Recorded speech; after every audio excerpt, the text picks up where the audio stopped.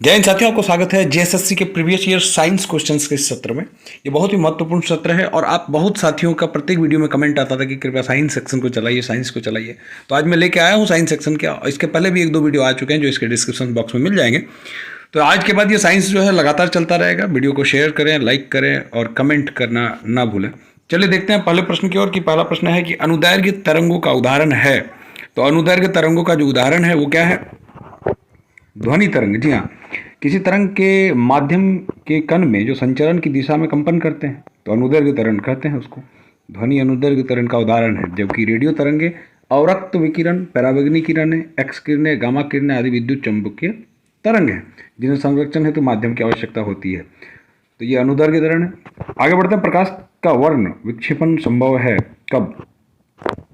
Prism द्वारा। जी हाँ, श्वेत प्रकाश को अपने अवयवी रंगों में विभक्त होने की घटना को वर्ण विक्षेपण कहते हैं। जब सूर्य का प्रकाश प्रिज्म से होकर गुजरता है तो अपवर्तन के बाद अपने विभिन्न कणों के प्रकाश में बंट जाता है।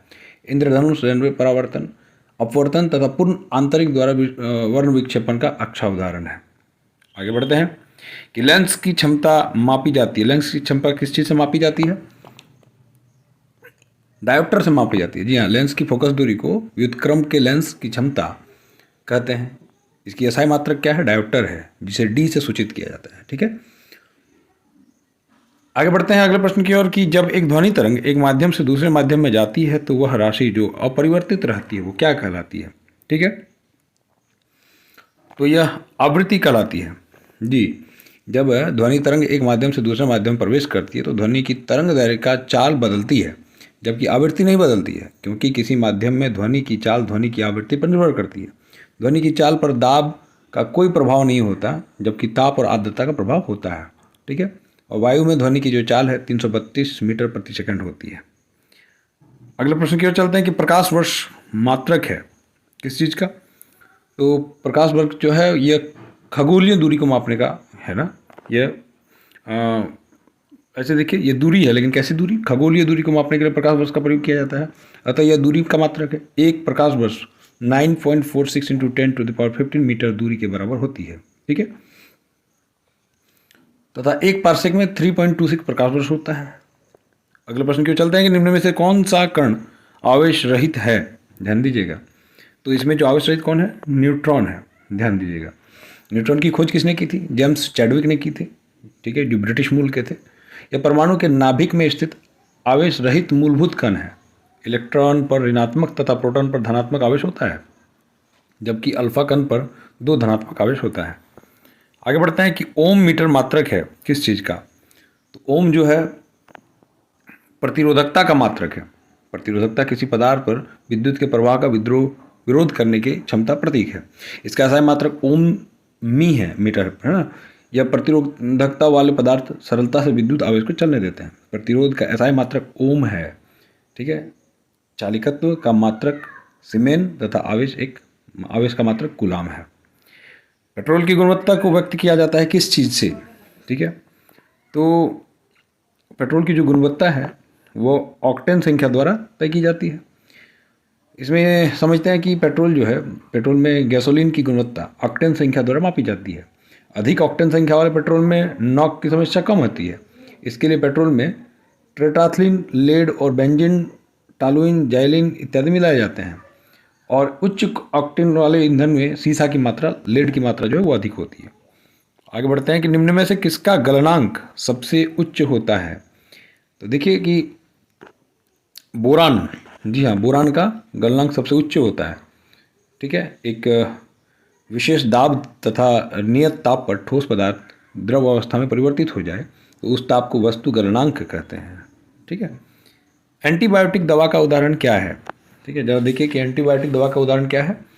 एंटीबायोटिक का जो है उसका उदाहरण है पेनिसिलिन। जी हाँ, पेनिसिलिन का निर्माण कैसे होता है? अलेक्जेंडर फ्लेमिंग द्वारा यह 1929 में एक एंटीबायोटिक दवा के रूप में की गई थी, जबकि अन्य विकल्प जड़ या दर्द निवारक हैं इसमें जो विकल्प है।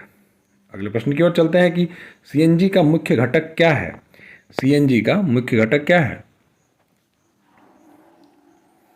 CH2। देखिए, ठीक है, यह समझिएगा कि सीएनजी में प्राथमिक घटक क्या है, मीथेन CH4 है, क्लोरीन मान कम, ऑटोमोबाइल क्षेत्र में ईंधन के रूप में प्रयोग होता है इसका। और एलपीजी का क्या होता है भाई, एलपीजी का प्रयोग कैसे होता है, प्राथमिक घटक है प्रोपेन और ब्यूटेन है, क्लोरीन मान अधिक होता है, घर में खाना पकाने के प्रयोग होता है। अब देखिए भारी जल का रासायनिक सूत्र क्या है, तो भारी जल का जो रासायनिक सूत्र D2O है, D2O है। यह हाइड्रोजन का एक समस्थानिक है, ध्यान दीजिएगा। साधारण जल की तुलना में अधिक द्रव्यमान होने के कारण इसे भारी जल कहा जाता है। इसे क्षार युक्त पानी के लंबे समय तक इलेक्ट्रोलिसिस द्वारा तैयार किया जाता है। इसका उपयोग परमाणु रिएक्टरों में एक मॉडरेटर के रूप में होता है। अगले प्रश्न की ओर चलते हैं कि पानी का पीएच मान क्या है। पीएच मान पढ़ लेंगे आप लोग। पीएच मान हर सेट में एक सवाल जरूर होता है और पीएच मान लिमिटेड है, बहुत ज़्यादा है नहीं। इस लिस्ट को 2-3-4 बार पढ़ लेंगे तो ठीक हो जाएगा। पीएच मान हर परीक्षा में पूछा जाता है, हर सेट में तकरीबन उपस्थित है ये सवाल, तो यहाँ से नंबर को कन्फर्म किया जाता है। तो इन सेक्टर को आप कंप्लीट कर लेंगे। पीएच का मान का क्या है, 7 है पानी का। शुद्ध जल पानी को उदासीन माना जाता है, इसलिए इसका पीएच मान 7 से कम होने पर जो है अम्लीय या अधिक होने पर विलयन क्षारीय होता है। ध्यान रखिएगा। आप पूछेगा कि पानी का पीएच मान अगर 7 से अधिक हो तो क्या होगा, तो वो अम्लीय हो जाता है, एसिड हो जाता है। और कम होने पर, और अधिक हो जाने पर क्या होता है, क्षारीय होता है। अगला प्रश्न है कि प्राकृतिक रबड़ किसका बहुलक है। प्राकृतिक जो रबड़ है वो किसका बहुलक है, आइसोप्रीन का बहुलक है। आइसोप्रीन क्या है, एक प्राकृतिक बहुलक है। नियोप्रीन तथा थाइकॉल संश्लेषित रबड़ का उदाहरण है। रबड़ को सल्फर के साथ मिलाकर गर्म करने की क्रिया वल्लीकरण कहलाती है। ठीक है। अब ये भी पूछा जा सकता है कि रबड़ को सल्फर के साथ मिलाकर गर्म करने की प्रक्रिया को क्या कहते हैं, तो वो वल्लीकरण कहलाता है। इसमें रबड़ एक निश्चित आकार प्राप्त करता है और प्राकृतिक रबड़ को कठोर बनाने के लिए इसमें कार्बन मिलाया जाता है। ध्यान दीजिएगा। ब्यूटाइन स्टाइरिन रबड़ का उपयोग बबल गम बनाने में किया जाता है। अगले प्रश्न की ओर चलते हैं हम लोग कि निम्न में से कौन सा क्लासिफिल का घटक नहीं है। ध्यान दीजिएगा। कैल्शियम, ठीक है। क्लोरोफिल क्लोरोप्लास्ट में उपस्थित हरे रंग का वर्णक है। ध्यान दीजिएगा। जहां प्रकाश संश्लेषण की क्रिया द्वारा भोजन बनता है। इस प्रक्रिया में कार्बन, ऑक्सीजन, नाइट्रोजन, मैग्नीशियम तथा जल का मिश्रण उपयोगी होता है। हालांकि मैग्नीशियम जो है क्लोरोफिल का मुख्य घटक तत्व है। पौधों में पानी पहुंचाया जाता है किसके द्वारा, ध्यान दीजिए, जाइलम द्वारा पहुंचाया जाता है। ठीक है। पौधों में किसके द्वारा पहुंचाया जाता है, जाइलम के द्वारा पहुंचाया जाता है। जाइलम एवं फ्लोएम पौधे के 2 प्रमुख संवहन ऊतक होते हैं। जाइलम द्वारा जल व लवणों का संवहन तथा फ्लोएम द्वारा भोजन के पौधों अन्य भागों में पहुंचाया जाता है। जाइलम ऊतक के वार्षिक वलय को गिनकर पौधों की आयु गणना की जाती है। इस विधि को डेंड्रोक्रोनोलॉजी कहते हैं। ठीक है। प्रकाश संश्लेषण के दौरान हरे पौधे आवेशित करते हैं, किसको करते हैं, ठीक है, ऑक्सीजन को आवेशित करते हैं। क्योंकि प्रकाश संश्लेषण में पादप कार्बन डाइऑक्साइड तथा जल सूर्य के प्रकाश से क्लोरोफिल द्वारा अपने भोजन का निर्माण करते हैं तथा ऑक्सीजन के उपोत्पाद के रूप में बाहर निकालते हैं। अगला देखते हैं कि ऑक्सीजन अनुपस्थित होता है किसमें, केरोसिन में। ठीक है। अगले प्रश्न की ओर आगे बढ़ते हैं कि एंजाइम लाइपेज का स्रोत है। एंजाइम जो है लाइपेज का स्रोत है, कौन सा है भाई, अग्नाशय। ठीक है। ठीक है। आगे देखते हैं। अगला प्रश्न जो है, निम्न में से कौन सा हार्मोन अग्नाशय द्वारा उत्पन्न होता है। अग्नाशय द्वारा इंसुलिन जो है इसका उत्पादन होता है। ठीक है।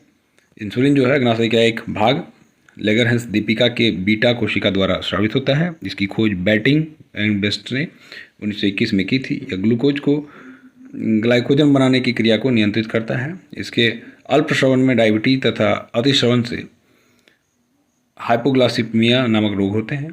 लेगरहंस तथा दीपिका के कोशिका से ग्लूकोन तथा वाई कोशिका से समस्ट्रोनिक नामक हार्मोन निकलता है। इसके साथ ही यह सत्र समाप्त होता है। कैसा लगा कमेंट करके जरूर बताएं। अगर आपको अच्छा लगा तो मैं इस सत्र को लगातार जारी रखूंगा। धन्यवाद।